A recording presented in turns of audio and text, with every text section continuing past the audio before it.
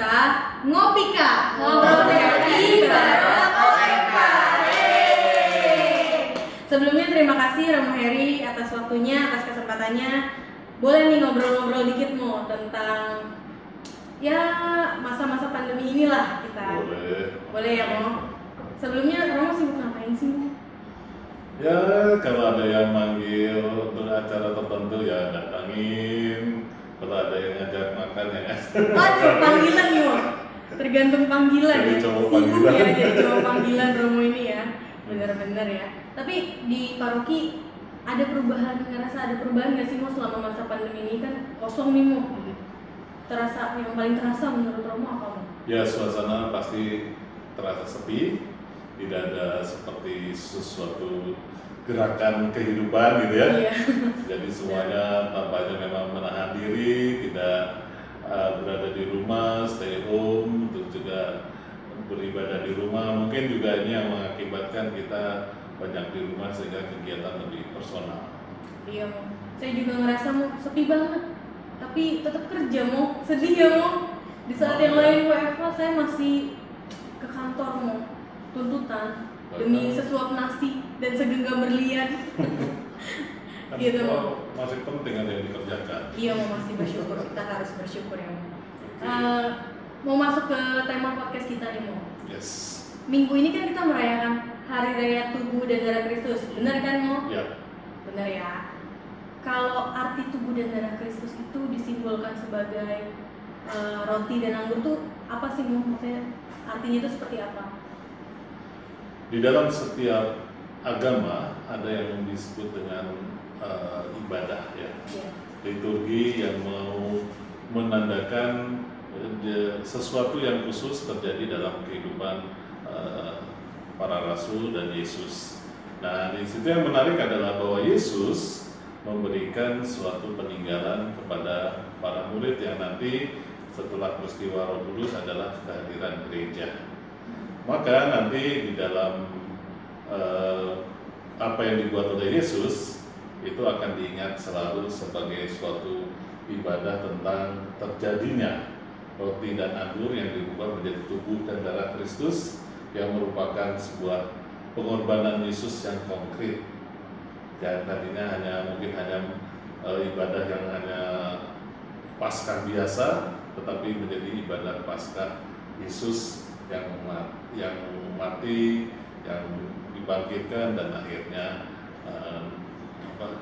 naik ke surga. Jadi sebagai pengenangan ya Mo. Maksudnya Ya. mengenang mengenang tubuh dan darah Kristus itu melalui roti dan anggur Ya. gitu ya. Bentuk liturgi yang ditinggalkan Yesus, bentuk warisan kebersamaan yang paling inti ya biasanya kan kalau di dalam kehidupan orang Yahudi kan ada simbol-simbol mereka kumpul bersama, seperti juga ketika mereka lari dari Mesir ke tanah terjanji ada simbol-simbol tertentu, yaitu mereka harus makan cepat-cepat dengan peristiwa yang kita bisa ingat di kitab suci tentang binatang apa yang harus dipilih untuk menjadi korban. Kalau dalam gereja Katolik itu apakah hanya tubuh dan darah Kristus itu hanya boleh diterimakan bagi mereka yang sudah komuni pertama? Ya, yang komuni pertama dianggap sebagai seorang pribadi yang sudah disiapkan. Gereja juga sudah merasa nyaman untuk menjadikan anak-anak ini anak-anak yang misioner, anak-anak yang bisa diutus, bukan hanya merasa bahwa ini makanan biasa, santapan biasa, tetapi ini adalah santapan di mana Tuhan dihadirkan di dalam tubuh dan jiwanya, sehingga dia merasa sungguh harusnya menjadi putra-putri Allah. Kalau untuk syaratnya sendiri Mo, ada nggak sih Mo syarat-syarat khusus untuk menerimakan komuni itu? Sebetulnya syarat-syarat khusus kan coba main syarat-syarat khusus selain sudah kelas 4 adakah syarat-syarat khusus kan? Yang saya tahu dulu saya terima komuninya di kelas 4 aja sih Mo. Terus melakukan ini Mo, pembekalan komuni pertama. Dulu kayaknya saya 6 bulan atau 1 tahun ya, saya lupa deh. Itu lumayan 6 lama. bulanan. 6 bulan nih. Nah itu kan juga yang menarik adalah anak waktu masa saya, walaupun saya kelas 2 itu diajak duduk sendiri-sendiri seperti orang dewasa, terus pakai pakaian putih-putih, lalu dikasih makanan yang disiapkan oleh panitia atau orang tuanya untuk makan seperti orang dewasa, menandakan bahwa saat penerimaan komuni pertama dianggap adalah suatu pesta yang cukup urgen atau cukup penting di dalam sebuah paroki, bahwa ini adalah anak-anak yang sudah dianggap dewasa. Dirasa cukup usia ya Mo pada saat itu. Masih kelas 2 ya Mo? Saya kelas 4 aja kayaknya masih warawiri sana sini, kayak gak punya tanggung jawab gitu Mo. Masih hura-hura. Anak zaman. Anak zaman now, kids zaman now gitu. Terus ada nggak sih Mo perbedaan maksudnya dari zaman dulu, maksudnya zaman ke zaman tentang penerimaan komuni pertama ini tuh maksudnya ada perbedaan gitu nggak sih Mo? Tentu ada perbedaan karena di zaman sebelumnya komuni hanya diterimakan ketika sudah berusia 11 tahun. Terus juga komuni hanya diterima misalnya 8 hari sekali pernah, gitu kan? Oh, pernah. Jadi orang hanya bisa menerima komuni 8 hari sekali, misalnya gitu. Jadi tergantung dulu peraturan dari gereja sendiri terhadap peristiwa itu. Ya saya ingat ketika ada seorang yang masuk suster dan dia sebetulnya sudah baru berumur 11 tahun, tetapi dia sudah menginginkan untuk menerima komuni, tetapi susternya tidak memperbolehkan. Tetapi ternyata Tuhan memberi petunjuk bahwa suster ini yang masih muda ini di atasnya lalu melingkar sebuah tubuh Kristus, lalu uskup setempat mengatakan ini orang yang harus dikasih. Boleh dikasih gitu. Yes. Dan ternyata setelah menerimakan tubuh Kristus, suster itu meninggal. Oh, kayak pertanda ya Mo, tubuh dan darah Kristus itu. Wah, itu tentang Allah yang hadir, kan? Oh iya, ngomong-ngomong mau tanya nih, ada nggak sih Mo atau apakah wajib hukumnya kita itu menerima komuni setiap minggu? Kalau hati kita dipersiapkan, ya tak? Kamu kalau pergi ke gereja 1 jam sebelum misa makan nggak? Kalau lupa kadang makan Mo. Masih, aduh bahaya nih ya Mo. Saya belum pantas kayaknya. Dulu sebelum ke gereja bisa Ekaristi sehari sebelumnya sudah dianggap harus puasa, ya toh? Dulu sehari Ya, hanya sebelumnya. minum air putih. Nanti setelah misa baru boleh makan. Jadi hanya untuk mengatakan sekarang dibuat 1 jam sebelum Ekaristi. Jadi sebetulnya kita dibuat semakin aturannya semakin sederhana, tetapi semakin dibuat Sederhana semakin menjadi-jadi ya Mo. Iya. Tapi saya kadang-kadang aja sih Mo kalau kayak gitu. Kadang-kadang kalau lupa. Biasanya sih minum aja. Jadi 1 jam sebelum misa cuma minum aja gitu. Jadi udah tahu kalau mau misa jam 11 ya sarapannya lebih pagi. Kalau enggak sama sekali nggak makan. Makan siangnya dipulin. Masa bagus. Nah, Jadi pertanyaan apa tadi? apakah wajib hukumnya menerima komuni? Ya, komuni sebetulnya tidak harus diterima setiap minggu.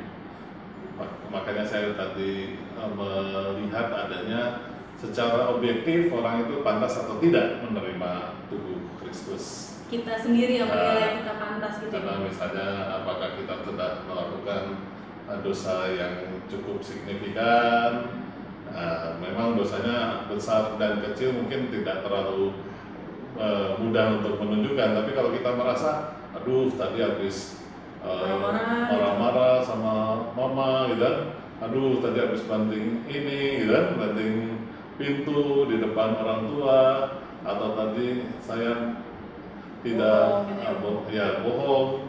Nah, jadi kan dia secara menyatakan secara signifikan saya sudah melakukan sesuatu yang pantas atau tidak pantas pada saya mau berhadapan dengan Tuhan, kan gitu. Berarti kembali lagi ke kesadaran diri gitu ya, kesiapan diri kita sudah merasa pantas atau belum untuk menyambut tubuh itu gitu ya. Namanya juga kan kalau menghadap seseorang yang dihormati kan juga memantaskan diri kan? Iya, saya kurang pantas nih mau menghadap Romo ya sepertinya. Kalau resepsi pasti juga pakai pakaian bagus tuh Iya. gitu. Kalau misalnya nih Mo, berarti ada kan saya pernah dengar beberapa kisah gitu ya, mereka ikut misa tapi mereka nggak terima komuni. Maksudnya itu dikategorikan sebagai dosa nggak sih Mo? Maksudnya mereka menyalahi aturan atau enggak? Karena kan mereka merasa diri belum pantas ya Mo, sebenarnya mungkin ya. Sebetulnya dalam Ekaristi kan yang menarik adalah kita selalu disiapkan untuk pantas. Iya. Makanya ada perayaan dalam Ekaristi juga kita lihat ada sarana untuk pertobatannya, Iya. gitu. Nah ini kan hanya untuk mengatakan bahwa gereja juga menyadari bahwa ada kelemahan manusia yang terjadi di dalam peristiwa Ekaristi Kudus itu. Memang kalau ukurannya pantas tidak pantas, mungkin semua orang tidak pantas. Iya. Tetapi kalau orang itu merasa bahwa saya sudah mendapatkan anugerah Tuhan dan saya merasa bahwa Ekaristi ini sungguh-sungguh bagian yang sangat berarti dalam hidup saya, maka ujung dari peristiwa itu kan saya menerima tubuh Kristus untuk menjadi santapan jiwa saya. Maka saya sebetulnya ini mau dikuatkan oleh Tuhan sendiri untuk menghadapi kehidupan yang nyata. Nah itu kan suatu hal yang membuat kita harusnya sadar bahwa ketika Ekaristi, apakah saya mengikutinya dengan sepantasnya atau ribut atau ngobrol atau main HP ya jadi udah di luar main HP ya. Udah gak dengar apa-apa ya. Anak muda biasanya siapa sih tuh anak mudanya? Aduh, misa di balik pintu kaca, yang lain di dalam aja nggak khusyuk apalagi di luar ya. Iya makanya. Mungkin gerejanya perlu diperbesar dikit biar bisa masuk semuanya. Alasan aja ya. Ngeles. Emang nih sukanya ngeles. Terusnya mau tanya lagi nih Mo. Ada nggak sih Mo kategori orang yang tidak pantas menerima komuni padahal dia sudah punya komuni pertama gitu? Ya, soal ketidakpantasan menerima komuni jelas seperti tadi dikaitkan dengan merasa berbuat sesuatu yang melawan Tuhan atau tidak. Kan kalau kita misalnya berdoa kan berkomunikasi dengan Tuhan. Kalau kita berdosa berarti kita melakukan tindakan yang memutuskan hubungan saya dengan Tuhan. Karena tindakan yang saya pilih adalah tindakan yang membuat orang lain menderita. Yang salah gitu ya. Jadi sebetulnya kita tahu dan sadar sebetulnya saya pada saat ini lebih baik banyak berdoa untuk orang-orang yang saya lukai. Supaya nanti saatnya ketika saya sudah siap atau saya menerima sakramen tobat, saya pantas lagi untuk menerima tubuh Kristus atau komuni kudus. Oh iya, banyak titipan pertanyaan nih, kan banyak yang bertanya-tanya. Tubuh dan darah Kristus itu dilambangkan sebagai roti dan anggur. Yes. Tapi kenapa gereja kita hanya memberikan hostinya saja gitu? Nah, Banyak tuh mau anak-anak muda yang masih belum tahu persisnya tuh kayak gitu. Kepo tapi nggak bisa nanya. Main pernah menerima nggak tubuh dan darah Kristus? Pernah. Waktu apa? Komuni pertama mau. Kalau bisa harian juga kadang mau tergantung. Ada yang memberikan tubuh dan darahnya barengan, ada yang cuma ya tubuhnya aja. Ya karena saya lebih dulu lah banyak di rumah retret. Biasanya kalau misal penutup, biasanya kita menerimakan tubuh dan darah Kristus. Cipita ya mau. Atau di rumah retret lainnya. Soalnya saya ketemu Romo Heri pertama kali di Cipita teman-teman kelas 4 SD. Nah itu kan yang mau mengatakan bahwa tubuh dan darah Kristus sebetulnya bisa diterima kalau ada kegiatan yang lebih mungkin lebih khusus, anak sekolah atau mungkin kelompok kategori yang tertentu, PDKK atau OMK kan gitu. Jadi kemungkinan bisa untuk menerima tubuh dan darah Kristus. Tetapi juga ketika kita melihat Romo itu mau motel Pecahkan hosti itu kecil dan dimasukkan ke dalam piala kudus, piala darah Kristus, mungkin pada nggak lihat kan? Iya, pada duduknya di luar ya. Sebetulnya itu hanya untuk menandakan jangan pernah merasa kita tidak lengkap menerima komuni. Tubuh selalu berkaitan dengan darah.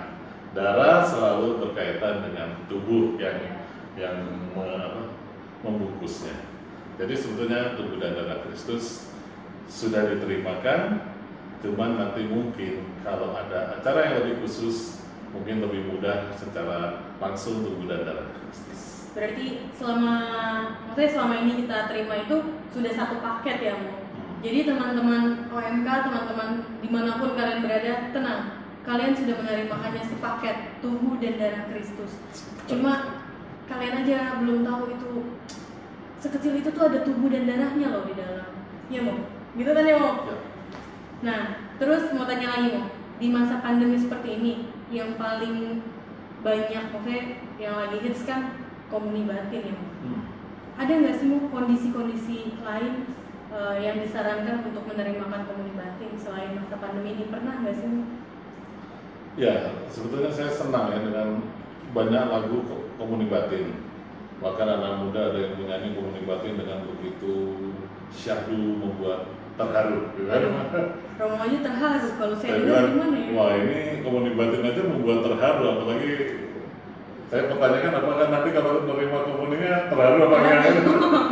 Tetapi oke, mungkin nggak usah diteruskan. Tetapi yang menarik adalah bahwa komuni batin adalah peristiwa di mana orang mengalami kesulitan untuk mendapatkan secara langsung tubuh Kristus ketika dia menjalankan kehidupan, ketika dia mungkin sakit, ketika dia berada di tempat yang mungkin gereja Katolik tidak hadir dan ada, gitu kan, maka dia mengalami komuni batin. Mungkin kalau dia juga berdoa dalam kondisi sakit bukan di rumah sakit Katolik, mungkin dia juga sebetulnya dibantu untuk komuni batin. Kalau dalam kondisi perang juga gitu kali ya, bisa komuni batin. Makanya kan diajak untuk selalu jangan lupa sebetulnya ini peristiwa Ekaristi adalah peristiwa bagaimana Tuhan ikut serta dalam karya keselamatan. Nah, makanya komuni batin dalam peristiwa ibadah itu biasanya cukup penting. Jadi untuk melambangkan komuni yang tidak bisa kita terima, makanya kita wajib ada komuni batin dalam Ekaristi yang online itu kan. Sekarang banyak tuh, Mo, Ekaristi online. Belum kapan, Mo? Nguli. Kali aja dapat bocoran ya, teman-teman.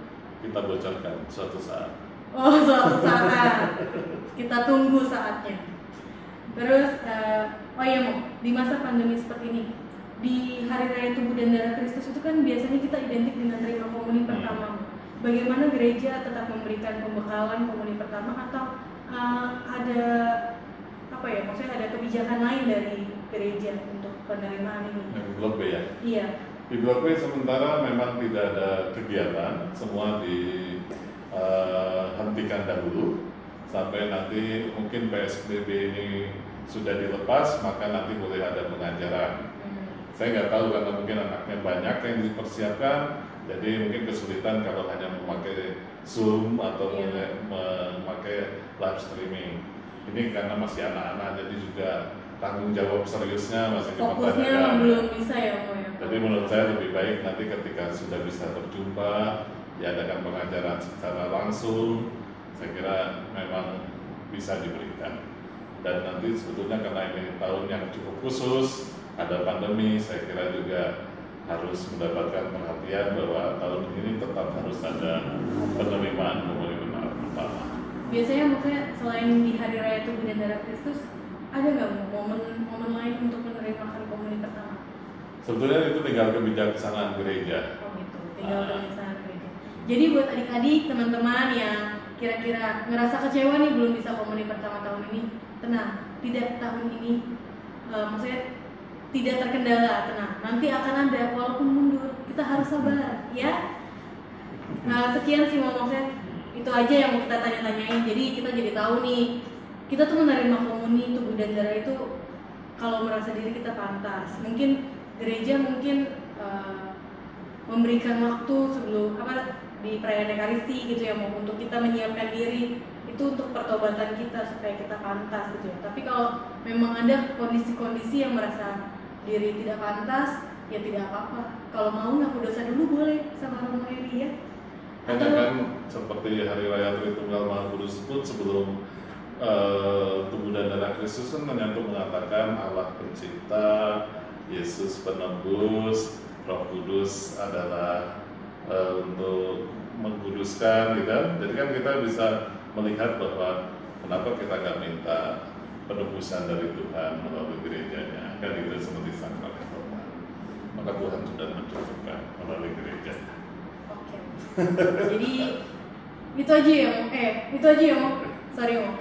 Kalau teman-teman masih ada yang mau ditanyakan nih seputar kegelisahan tentang tubuh dan darah Kristus, bisa menghubungi katekis.